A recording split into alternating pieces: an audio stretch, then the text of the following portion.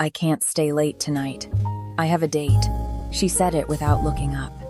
Just another sentence. Just another shift ending. The whiskey glass stopped halfway to his lips. The entire underground lounge held its breath. Conversations died mid-word. His men froze like statues in expensive suits.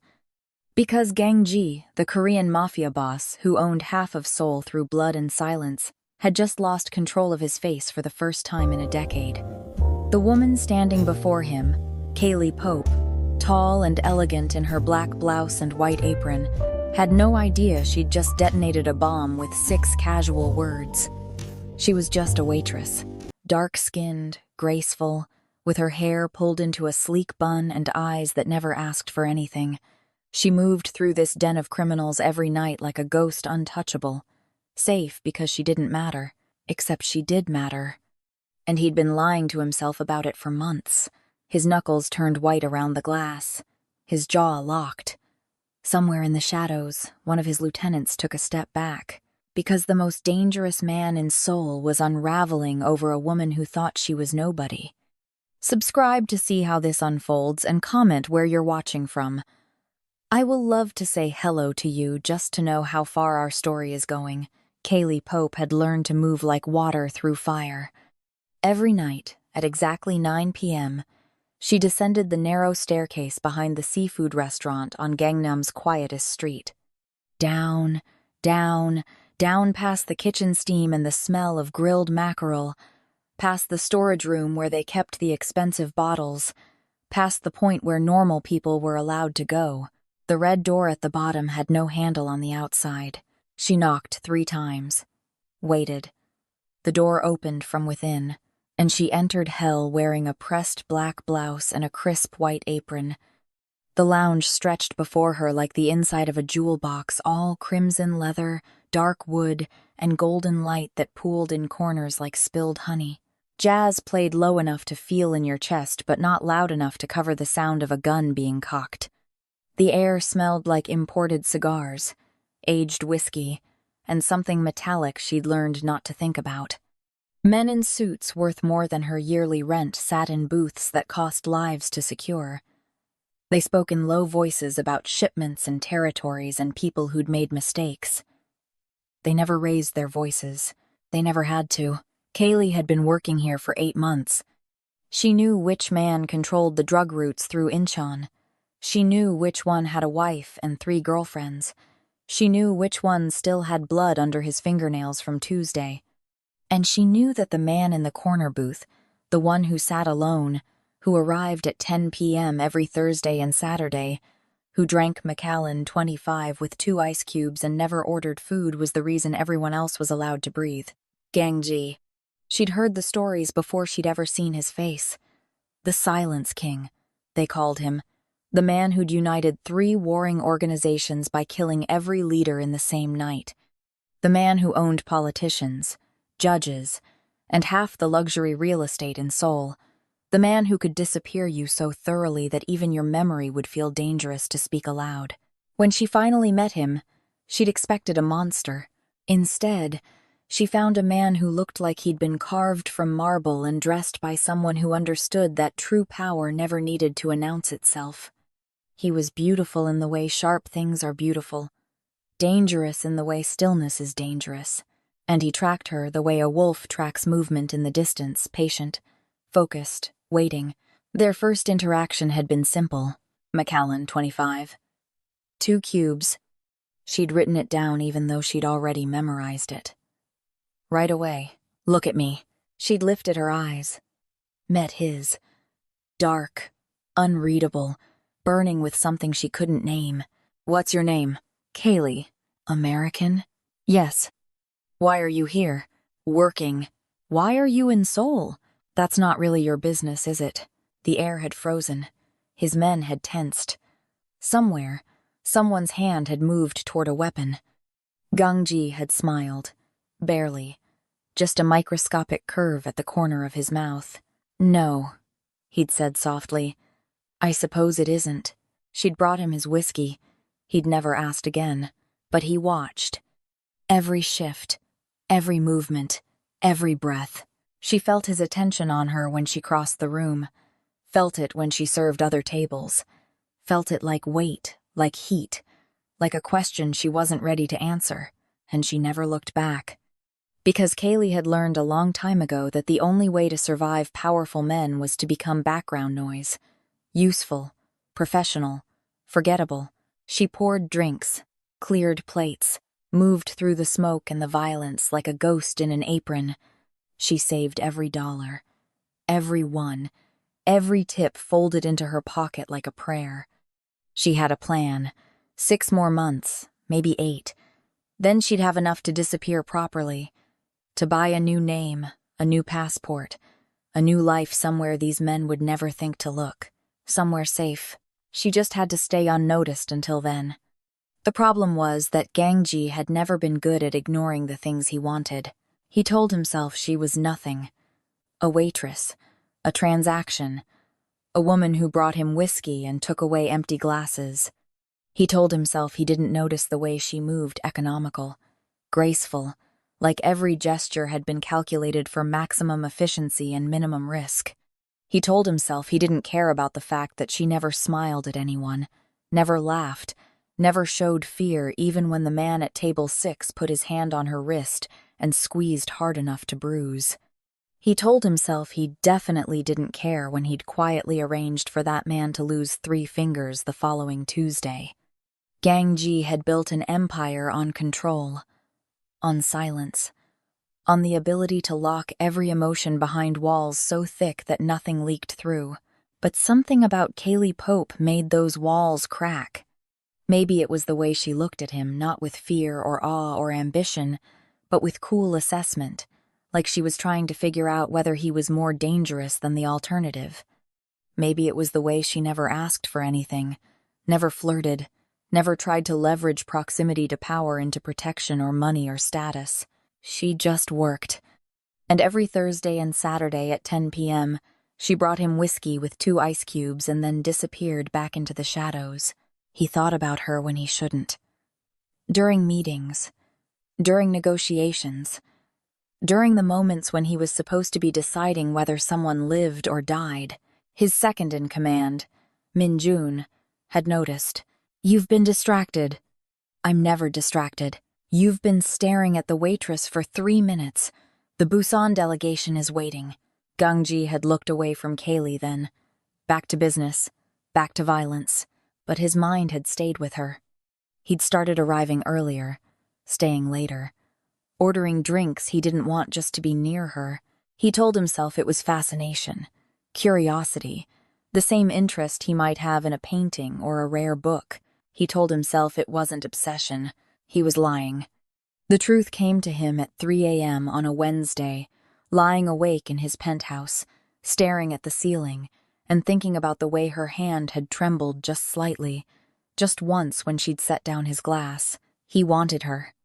Not as a possession, not as a conquest. He wanted her to look at him the way she looked at the door every night, like it was an exit, like it meant freedom. He wanted to matter, and that terrified him more than any bullet ever had.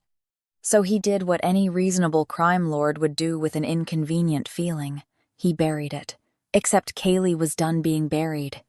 She'd been saving money for 227 days, working double shifts, eating 1 meal a day, walking home instead of taking the subway. Every one that didn't go to rent went into the envelope taped inside her mattress. She was so close she could taste it. But somewhere along the way, something had shifted. She'd started to feel like a ghost in her own life. Like she was so busy surviving that she'd forgotten what it felt like to be wanted. Not needed. Not useful. Wanted. She'd spent 2 years running from men who'd seen her as a thing, an object, a transaction in a ledger of flesh and fear. She'd escaped. Built a new life, new name, new country, but she was still running, and she was tired. The man at the coffee shop had been kind, normal. He'd asked her name and actually waited for her to answer.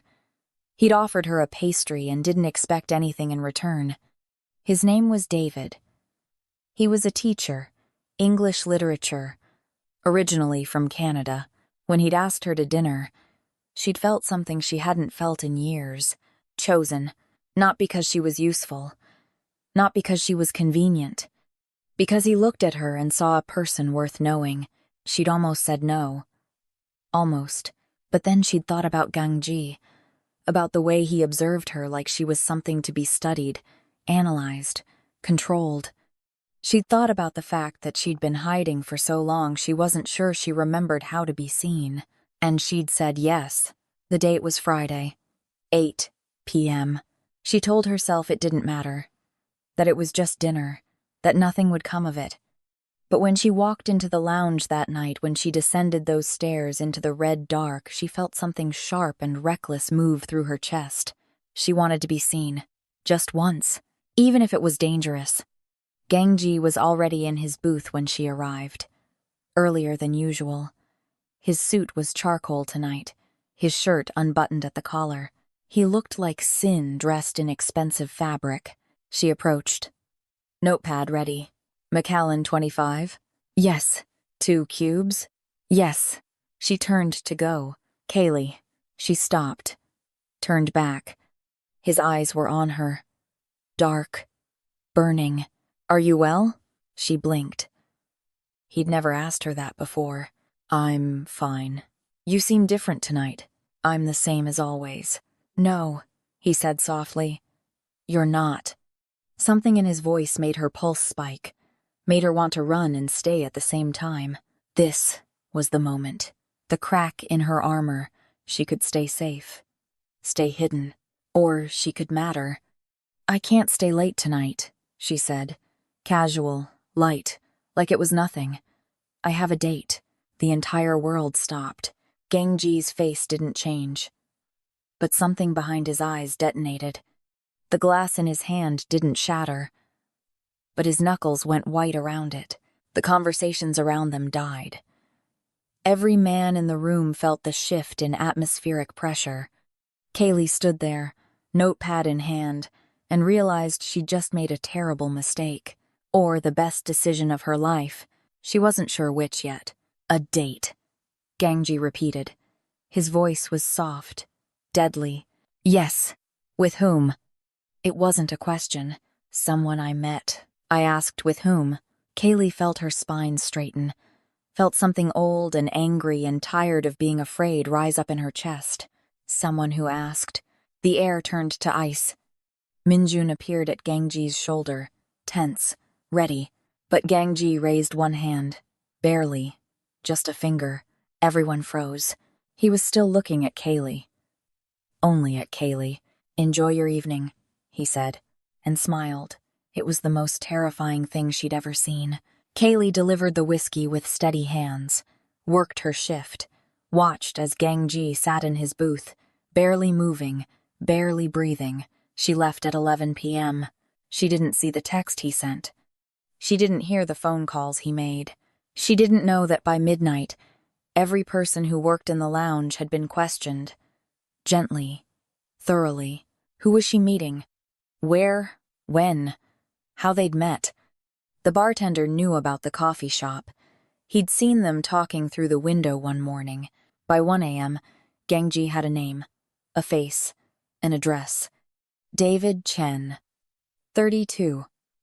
English teacher, Canadian, lived alone in Itaewon. By 2 a.m., Gangji had surveillance footage, phone records, every digital footprint. By 3 a.m., he was sitting in his car outside David Chen's apartment building, watching lights turn on and off, and wondering when exactly he'd become the kind of man who stalked waitresses and innocent teachers. Minjun sat in the passenger seat, silent. This is a mistake, Minjun said finally. I know. She's just a woman. I know. You're going to start a war over a waitress. Gangji looked at him. I've started wars over less. Those were strategic. So is this. How? Gangji didn't answer. Because he didn't have one. This wasn't strategy. This wasn't business. This was something he'd spent his entire adult life avoiding. This was feeling something. Friday came. Kayleigh put on a blue dress, did her hair, put on lipstick for the first time in months. She told herself she was excited. She told herself this was normal, good, what regular people did. But her hands shook when she applied mascara, and her stomach churned when she checked her phone. Part of her wanted this to be real, wanted David to be kind and normal and safe. But another part, the part that had spent 8 months feeling invisible, wanted to see if Gangji would notice, if he would care, if she would finally matter to someone who mattered.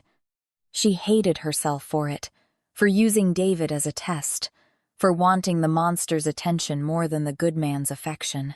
But she couldn't stop wondering, would he come for her, or would he let her go?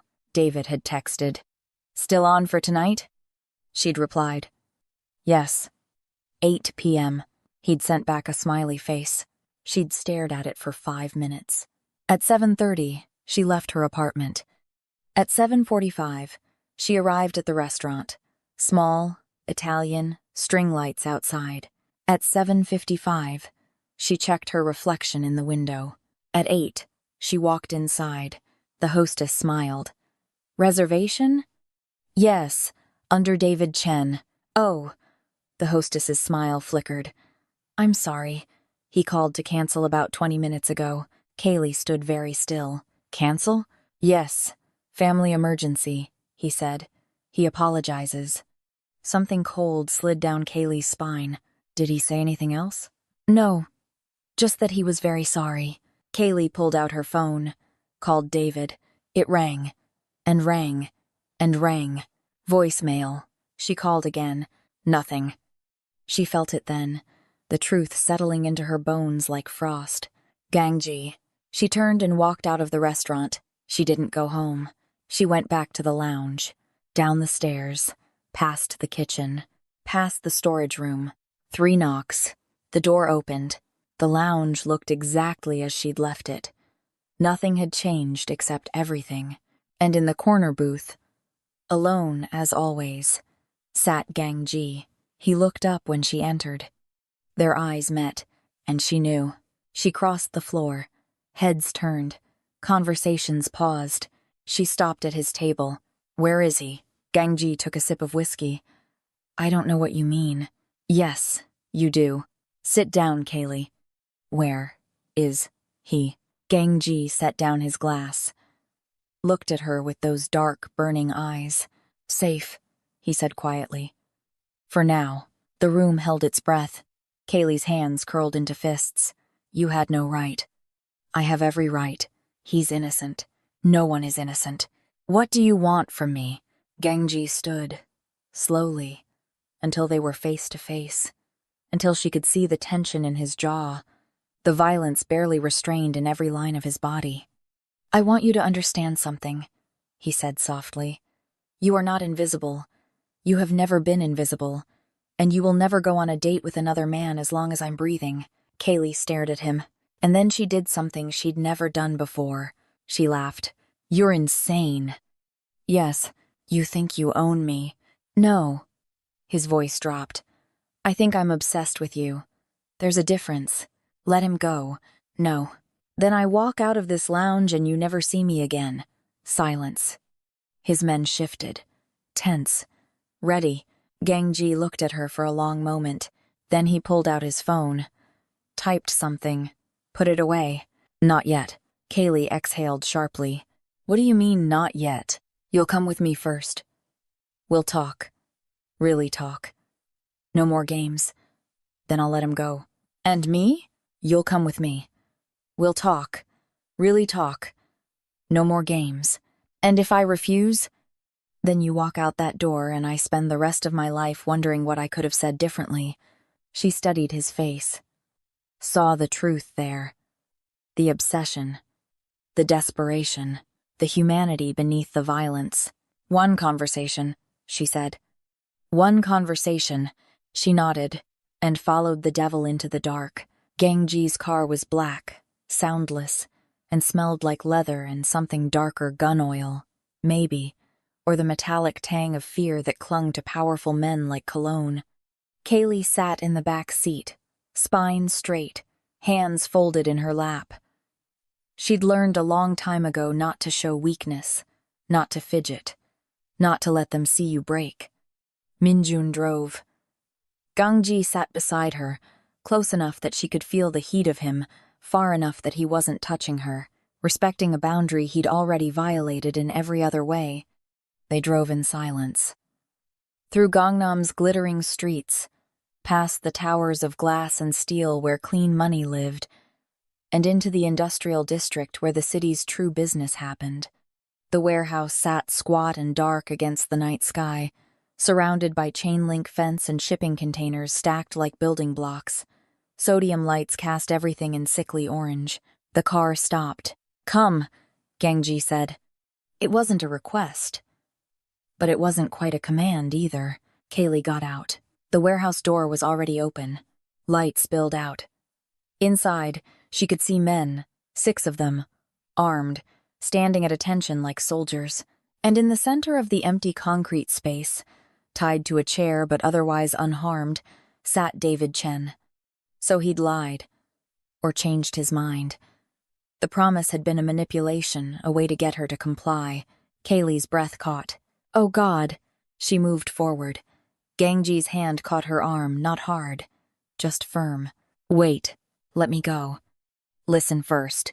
You kidnapped him. I protected him." Gangji's voice was low, intense. "Do you know what happens to men who get close to things I care about? Do you understand the world you're walking through?" Kayleigh yanked her arm free. "I understand that you're someone who thinks he can control people. Yes." He didn't deny it. "I am. But I'm someone who spent the last 8 months keeping you alive." She froze. Gangji gestured to one of his men. "Show her." The man pulled out a tablet, began scrolling through files, photos, documents. 3 months ago, Gangji said quietly, a man came to the lounge, asked about you, your schedule, where you lived. He worked for the Vladivostok Syndicate. You know what they do? Kayleigh's blood turned cold. She knew. God, she knew. The Vladivostok Syndicate worked with Kozlov. Same networks, same methods, same nightmare in a different language. They were looking for me, she said. Not a question, a certainty. Maybe. Or they were looking for leverage against me and you were convenient. Gangji's eyes were hard. Either way, they didn't get the chance to find out. Her hands were shaking. How many what? How many people have you killed because of me? Does it matter? He disappeared that night, Gangji continued. Never found. 2 months ago, someone tried to follow you home. One of our competitors. Thought they could use you to get to me. They were wrong. More photos. More faces she didn't recognize. Last month, the Jung family sent someone to poison the kitchen. They didn't know you existed, but you would have died anyway. Collateral damage. He took the tablet, set it aside, looked at her with those burning eyes. You think you're invisible, Kayleigh. You think you can move through this world without being seen. But I've been watching you every single day, and I've been killing everyone who looked at you wrong. The words hung in the air like smoke. Kayleigh felt something crack open inside her chest. Something she'd been holding closed for years. Why? Gangji was quiet for a moment. When he spoke, his voice was softer. 3 years ago, I dismantled a trafficking operation running through Incheon, the Kozlov network. We burned it to the ground. I didn't know their victims, didn't ask their names. It was just business they'd moved into our territory. Kayleigh's blood turned to ice. What did you say? The Kozlov network. Russian syndicate. They specialized in... He stopped, looked at her face. You knew them. It wasn't a question. Kayleigh couldn't breathe. The room tilted. 2 years she'd been running from ghosts, and the man who'd killed them had been sitting in a booth watching her pour whiskey. You destroyed them, she whispered. Yes, you saved me. Without knowing it, Gangji's expression didn't change. I didn't save anyone. I killed competition. You freed me. I didn't know you existed. And now? His jaw tightened. Now I know exactly who you are. And I know what they did to women like you. And if any of them had survived, I'd kill them again. Because the moment you looked at me and told me my business wasn't yours, the moment you didn't flinch, I knew you were different. And I've spent my entire life learning that different things are worth protecting. By kidnapping my date, by making sure he understood what happens if he hurts you. Gangji's jaw tightened. I had him investigated. Every piece of his life. His debts. His secrets. His ex-girlfriend who filed a restraining order 2 years ago. Kayleigh's stomach dropped. What? Gangji nodded to Minjun, who pulled out another file. David Chen. Charges filed in Vancouver. Harassment. Stalking. Dropped when the victim moved cities. He's done this before, Gangji said softly. Finds women who are alone, isolated, vulnerable, plays the nice guy until he isn't. Kayleigh looked at David, still tied to the chair, and felt reality tilt sideways. You're lying. I don't lie. I don't have to. She walked toward David. Slowly. Gangji let her go this time. David looked up. His face was pale, terrified. Kayleigh, please. I don't know what he told you, but… Vancouver, she said. 2 years ago. Sarah Mitchell. David's face went white. That was a misunderstanding. She moved across the country to get away from you. She was crazy. Stop. He stopped. Kayleigh stood there, looking at this man she'd thought was safe, and felt the last piece of her illusion shatter. There was no safe. There was no normal. There was only choosing which monster you could live with. She turned back to Gangji. Let him go. Why? Because if you don't, you prove you're exactly what I think you are. A man who takes what he wants regardless of consent. I'm trying to protect you. I don't want your protection. Her voice cracked. Rose filled the warehouse. I want my freedom. I want the right to make my own mistakes. I want to be seen as a person, not a thing you've decided to keep safe. Gangji stared at her. Around them, his men shifted uncomfortably. No one spoke to him like this. No one challenged him. No one survived it. You think I see you as a thing? His voice was dangerous now. Soft, lethal. I think you see me as something you want. And you're used to getting what you want. And if what I want is for you to have choices, real ones, then prove it. Let him go. Let me go. Stop trying to control my life. I'm not trying to control your life. I'm trying to keep you in it. Then let him go. Silence stretched between them like a blade. Gangji looked at her for a long moment. Then he pulled out his phone, typed something. He's free. Someone will drive him home. He won't remember how he got here or where here is, and if he ever contacts you again, I'll know. He nodded to his men. They moved forward, cut David's bonds, guided him, stumbling, confused toward a different car. Kayleigh watched him go. Then she turned back to Gangji. Now me. What? Let me go. Really let me go. Not just physically. Stop following me. Stop protecting me. Stop making decisions about my life. Kayleigh. I mean it. Her voice was steady now. Strong. You want to know who you really are? You're a man who spent so long controlling everything that you've forgotten what it means to let someone choose you. Not because they're trapped. Not because they're protected. But because they want to. Gangji stood very still. And what if I let you go and you disappear? Then you'll know I never chose you. And what if you stay? Then you'll know I did. The words hung between them like a promise and a threat. Gangji looked at her. Really looked. Like he was seeing her for the first time. You're asking me to risk everything. No, I'm asking you to risk nothing. Because if you have to force someone to stay, you never had them at all. He closed his eyes. Breathed. When he opened them again, something had shifted. Okay. You're free. Completely. I'll have someone drive you home. You never have to see me again. Kayleigh felt her chest tighten.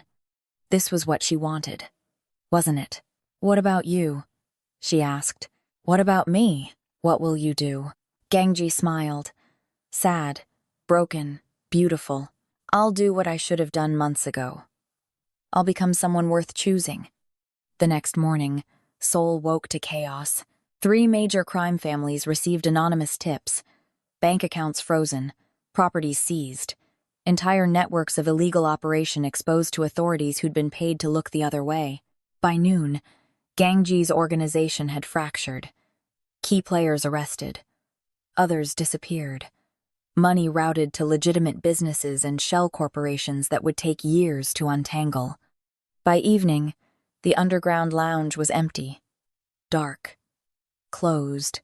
Minjun found Gangji in his penthouse, staring at the city lights. You've destroyed everything we built. Yes, for a woman, for a chance. She might never come back. I know. We had deals, alliances, men who depended on us. Minjun's voice was tight, controlled, but anger leaked through. I've gotten 17 calls today. People want to know if we're weak, if they should be worried, if they can move in. Tell them we're out. Just like that, just like that. And me? What am I supposed to do? I've been your second for 8 years. Violence is all I know. Gangji turned to look at him. Really look at him. Then maybe it's time we both learned something else. Minjun was quiet for a moment. Then, what now? Now I learned to live like a human being instead of a king. And if you can't? Gangji looked at him. Then I never deserved her anyway. Kayleigh didn't go back to the lounge. She gave notice at her apartment, packed her things, took the money from inside her mattress and bought a train ticket south. She didn't tell anyone where she was going. She just went. Busan was different from Seoul. Warmer, saltier. The ocean stretched forever, and the fish market at sunrise smelled like possibility. She found work at a small cafe near the beach. Normal work, normal people, normal life. She rented a room above a bookstore. Small, clean, hers. For the first time in years, she felt like she could breathe. But at night, when the city went quiet and the ocean whispered against the shore, she thought about him, about the way he'd looked at her in that warehouse, the way he'd let her go, the way he'd destroyed his empire because she'd asked him to prove he could. 3 months passed, then 4, then 6. Kayleigh started to believe she'd made the right choice. That freedom was worth the ache in her chest. That safety was better than longing. She started to believe she could forget him. She was wrong. It was a Tuesday in late spring when he walked into the cafe. No suit. Just jeans and a white t-shirt. No guards. No weapons. No aura of barely contained violence. Just a man. Tired. Older, somehow. Human. Kayleigh was wiping down tables. She looked up and her hands stopped moving. Gangji stood in the doorway, backlit by sunshine, looking at her like she was the only thing in the world. "Hi," he said. Her throat closed. "Hi. Can I sit?" She nodded. He took a table by the window.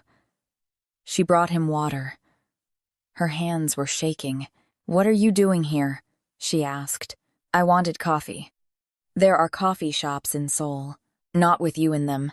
She sat down across from him, studied his face. He looked different, softer, more real. "How did you find me?" "I didn't. I've been looking for 6 months. I got lucky yesterday." "You should have stopped looking." "I know, I couldn't." Silence settled between them. Not uncomfortable, just heavy with everything unsaid. "I'm not the same man I was," Gangji said finally. "I don't run anything anymore. No empire, no organization. I invest in legitimate businesses, boring things, tech startups, real estate development. I go to meetings and wear normal clothes and try to remember what it's like to exist without violence." "Why?" "Because you asked me to prove I could be someone worth choosing. So I'm trying." Kayleigh felt tears prick her eyes. "You didn't have to do that for me." "Yes, I did. Because you were right. I was a monster. Maybe I still am, but I'm trying to be a man instead." "And is it working?" He laughed. Quiet. Broken. "I don't know. I'm lonely. I'm bored. I wake up every morning and don't know what to do with myself. But I'm not killing anyone. So that's progress. Kayleigh smiled. Couldn't help it. That is progress. Can I ask you something? He said. Okay. Do you think about me? The question hung in the air. Kayleigh could lie. Should lie. Could send him away and keep her freedom and her safety and her simple life. But she'd spent too many years lying. Yes, she said. Every day. Gangji's eyes closed, like he'd been holding his breath for 6 months and could finally exhale. Can I take you to dinner? He asked. A real date. No kidnapping, no threats, just dinner. Why? Because I want to know you. Really know you. Not as my waitress or my obsession. As a person. And then what? Then nothing. You decide. You choose. And whatever you choose, I'll respect it. Kayleigh looked at this man who'd been a monster and was learning to be human. This man who'd destroyed his empire because she'd asked him to. This man who'd spent 6 months searching for her not to possess her, but to ask permission to know her. Okay, she said. Okay? One date. We'll see what happens. Gangji smiled. Really smiled. Like sunshine breaking through storm clouds. Thank you. Don't thank me yet. You might be terrible at normal dating. I'm definitely terrible at normal dating. I had Minjun teach me how to use a dating app. It was humiliating. Kayleigh laughed. Actually laughed. For the first time in months, the tightness in her chest eased. When? She asked. Whenever you want. Friday. 7 o'clock. There's a restaurant on the pier. I'll be there. He stood. Looked at her one more time. Like he was memorizing her face. Kayleigh? Yeah? I'm not asking you to forgive me. I'm just asking you to let me try to be someone you could choose. I know. He nodded. And left. Kayleigh sat at the table, staring at the empty chair, and felt something shift inside her chest. Maybe the violent could choose gentleness. Maybe survivors could become women who chose. Maybe freedom wasn't about being alone. Maybe it was about having the power to decide who you let in. Friday came. Gangji arrived at 6:55, wearing dark slacks and a button-down shirt. No gold watch, no expensive cologne. Just him. Kayleigh wore a yellow dress. Her hair was down. She felt nervous and alive and terrified and hopeful all at once. They had dinner. They talked. He told her about growing up in poverty, about the violence that had shaped him, about the empire he'd built from blood and fear. She told him about the trafficking ring, about escaping, about learning to survive by becoming invisible. They talked until the restaurant closed. Then they walked along the pier, listening to the ocean, and somewhere between one breath and the next, his hand found hers. She didn't pull away. I don't know if I can do this, she said quietly. Trust someone. Let someone in. I don't know if I can either, Gangji said. Be normal. Be safe. Be someone who doesn't solve problems with violence. Then maybe we're both learning. Maybe. They stopped at the end of the pier. The ocean stretched black and endless. Stars wheeled overhead. Gangji turned to her. Can I ask you one more thing? Okay. If I keep trying, if I keep being this person, would you consider giving me a real chance? Not tonight. Not tomorrow. But someday? Kayleigh looked at him. This man who'd been a monster and was learning to be human. This man who'd let her go so she could choose to come back. Ask me again in 6 months, she said. If you're still here, still trying, still human, and if I am, then maybe I'll say yes. Gangji smiled. Soft, real, hopeful. Then I'll be here. He walked her home. Didn't ask to come inside. Just kissed her hand like an old-fashioned gentleman and left. Kayleigh stood in her doorway, watching him disappear into the night, and felt something she hadn't felt in years. Hope. 6 months later, Gangji was still in Busan. Still human. Still trying. They had dinner every Friday. Coffee on Tuesdays. Long walks on weekends. He never pushed. Never demanded. Never tried to control her. He just showed up. Consistently. Patiently. Like he had all the time in the world. And slowly, carefully, Kayleigh let him in, not because she had to, because she wanted to. The night she finally invited him inside, he stood at her doorway and looked at her like she'd given him the world. "Are you sure?" he asked. "No," she said honestly, "but I'm choosing anyway. That's all I've ever wanted." She pulled him inside, closed the door, and for the first time in her life, Kayleigh Pope felt chosen and free at the same time. Outside, the ocean whispered against the shore. Inside, a monster and a survivor learned to be people together.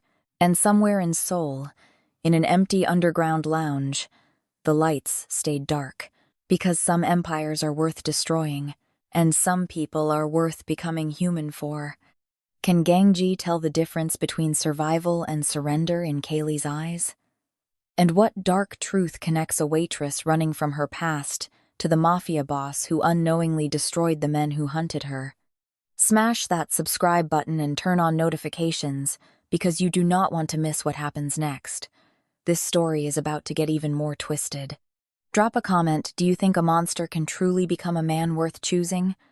Like this video if you're obsessed with this dangerous romance where freedom and obsession collide. The next chapter drops soon. And trust me, you are not ready for the warehouse confrontation that changes everything. See you in the next one. If Kayleigh chooses to stay,